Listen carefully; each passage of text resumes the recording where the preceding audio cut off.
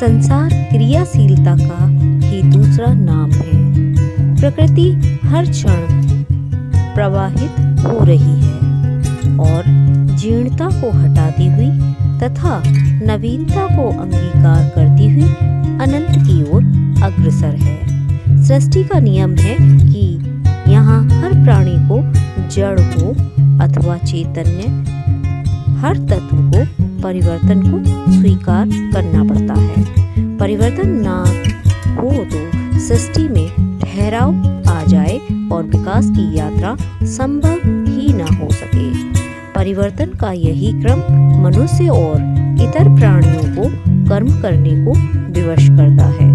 यद्यपि कर्म को शुभ अथवा अशुभ करने की स्वतंत्रता मनुष्य के ही हाथों में है।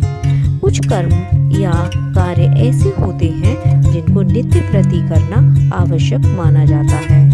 मल मूत्र का त्याग, शरीर की सफाई, अन्य जल को ग्रहण करने जैसे अनेक कार्य ऐसे हैं जो नित्य न किए जाएं तो शरीर के संचालन की सारी व्यवस्था बिगड़ने लगे और मनुष्य गंभीर रोगों का शिकार होकर मृत्यु शैया को पकड़ ले।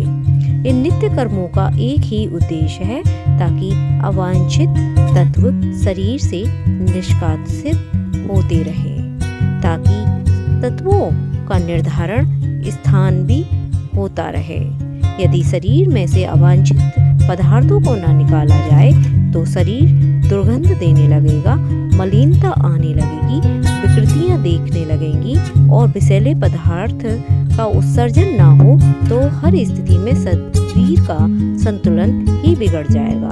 नया आहार ले पाना संभव ना होगा और गतिशीलता को बनाए रखने के लिए आहार की आवश्यकता है, क्योंकि जीवन के लिए जरूरी नियमित तत्व वहीं से आते हैं। संसार का हर प्राणी इस सत्य को स्वीकारता है और तभी हर व्यक्ति की सुबह इन नित्य कर्मों को पूर्ण करने में जाती दिखाई पड़ती है। पर आश्चर्य की बात यह है कि मनुष्य जैसा समझदार प्राणी जो इस नश्वर शरीर की मलिनता को हटाने के लिए इतने तरह के प्रयत्न करता है, वो उस शाश्वत आत्मा को भूल जाता है जिसकी चेतना ही जीवन का आधार है।